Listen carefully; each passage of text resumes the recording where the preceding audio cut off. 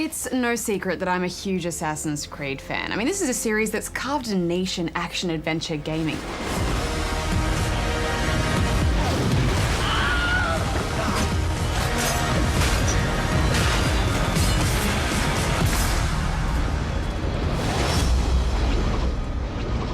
Assassin's Creed 3 continues the story of Desmond and his team, who are still hiding from the modern-day Templar organization Abstergo.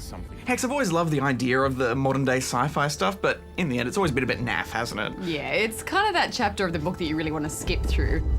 The real game begins in 1753, where you take the role of Haytham Kenway, a very British and well-to-do officer and assassin who's chasing down the secrets of the Templars. I love Haytham. He's kind of like a fancy pirate Sherlock, hunting for clues and getting involved in swashbuckling duels on the stormy seas. And that British turn of phrase is just so good. My apologies. I have to say though, for a posh British dude, he's sure got swagger. There's your knife back.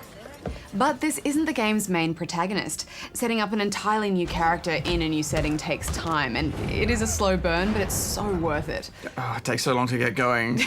Haytham's stuff is short but exciting, and it does provide the necessary foundation for the rise of a new hero. A half-English, half-Mohican lad with a Native American name no one can actually pronounce, so he takes on the English name of Connor. The Assassin-Templar War has its roots firmly entangled in the colonial unrest, with Connor's only choice being to join the Brotherhood and follow in the footsteps of his ancestors before him.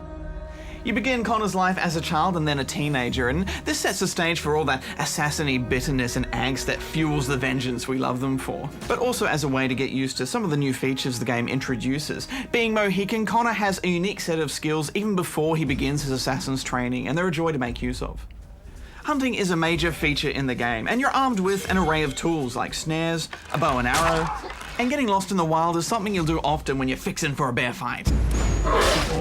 Your homestead is nestled high in the hills, and you'll soon get the lay of the land because the land is just so wonderful to explore. We all know assassins are famous for their rooftop free-running, but growing up in the forest means that Connor can soar through the treetops with even more ease. Just when I thought that free-running couldn't get any more fun, Barjo. Yeah, I was worried about the tree climbing stuff, but they've nailed it, haven't they? Trees are artfully placed in the landscape to make leaping from branch to tree fork simple and intuitive. Often he'll naturally head in a direction or swing from a branch, while all you have to do is hold the trigger and keep him on course.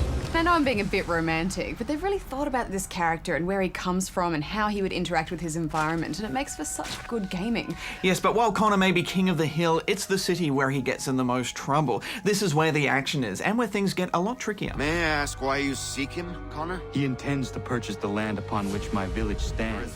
As you team up with allies to help you take down the Templars and ultimately save your home, you'll take on tailing and eavesdropping missions, sabotage, assassinations, with similar optional objectives that were introduced in Brotherhood to achieve full synchronization at mission completion.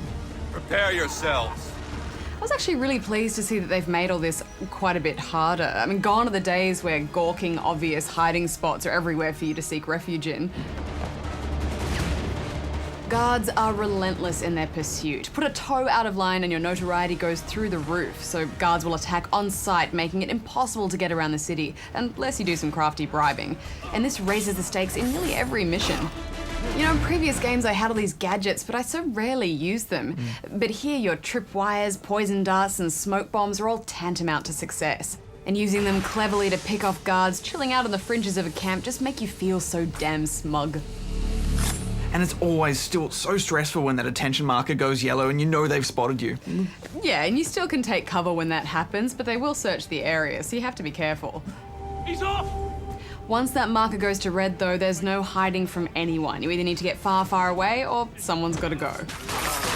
And usually achieving full synchronization involves not killing anyone or not taking any damage, but honestly they've made the combat system so fluid that I rarely wanted to take the passive way out. Yeah, the fighting's really solid, isn't it? Slick swordplay with Haytham, his fighting style is elegant yet deadly, but Connor has good counters and finishes with his tomahawk. Fights vary depending on your opponents, and just when you get into a good place with timing those counters, you'll encounter tougher foes that seem to counter your counters at every turn. It's then that you can make clever use of your other weapons to give yourself an advantage. I had a great time with the rope dart. What a spectacular weapon. Don't know. Not much care neither. Beats scope. Yes, they've had 4 games to perfect that fighting system, so it really does feel like it's now at a point where it's well and truly finessed. I didn't find myself using the guns that much, though. I mean, they take so long to repack and load, plus you can't carry that many bullets, and there were no silencers in the 1700s, so it's not great for stealthy work. Yeah, I wanted to like the guns more, but I found that the rifle was particularly buggy, and it might just be because we're not on the final code of this game, so we have to wait and see on that one. As Connor gets deeper into the Revolution, you'll start to take part in some larger scale fights, and these were all integrated really well, I thought. You know, in previous games they had those kind of weird RTS sections, and they all just felt a bit tacked on. Prepare yourself. Fire! Here, you'll seamlessly slip from your regular missions to commanding squads of soldiers on a battlefield, dodging cannon fire, or finding yourself caught on the high seas juggling speed and ammunition fighting ship to ship. There is still all of your standard Assassin's Creed fare: treasure, viewpoints and free falls, side missions and collectibles, and this will keep fans of the series happy because it keeps things familiar. I want to know how this story unfolds. Yeah, they've kept just enough of that original formula in there to make it feel like the next chapter of the series, but where this game really shines, I think, is in all the ways that it's managed to set itself apart. Like Ezio, Connor is a character we very quickly align ourselves with, and he makes for the perfect brooding hero. Then what would you propose we do? Sit and watch while the Templars take control? We are sworn to stop them, or have you forgotten? But what I find so impressive time and time again with these games is that the story and setting just don't feel so sophisticated to me. I mean, taking a fictional idea and putting it in this historical setting and then carrying it out so artfully just makes me so excited about video games as a medium. And I'm thrilled to see how far character performances have come as well. The motion capture and character acting in this game is a real standout. Subtle nuances in the eyes and face from the actors' performances come through now, and it's just gripping to watch. I know that the people wish to be free, and that men like Washington fight to make it so. Please, the man is weak. He stumbles and stammers through each engagement, making it all up as he goes along. Pedigree is pathetic, his military record even more so. Multiplayer is back with new maps and modes. Sadly, we couldn't test it out with our code, but I don't know, Hex, I've always found the multiplayer to be a bit take it or leave it with Assassin's Creed. Yeah, I'm not a huge fan of the Assassin's Creed multiplayer myself, but I know some people love it. But we should wrap this up, Barjo. Final thoughts? Yes, well, you know, I was very worried about this game because they just kept pumping those Assassin's Creeds out. But this one has been bubbling away in the background through all of that, and what they've managed to put forward is something fresh and new while still staying true to the series' roots. It's not perfect. There are some frustrating filler missions and some clipping issues with the animations, which might just be our review code, but I think this is a satisfying sequel, and I think fans will be more than happy. I'm giving it 9 out of 10 rubber chickens. It takes you on such a journey. They picked a really exciting setting to throw the player into, and you really do feel like a part of it.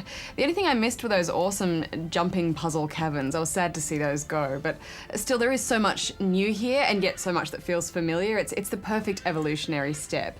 It has its issues. Every Assassin's Creed game has had a few, but even so, with this installment, it remains one of the best franchises I've ever played. So I'm giving it 9.5 out of 10 rubber chickens. Now, Barjo, did you know the Bond film franchise turns 50 this year? I did know that, Hex, because we have quite a few rabid Bond fans in the office. The films have always been successful, but the games have always been a bit hit or miss. As 00 Agent Goose investigates.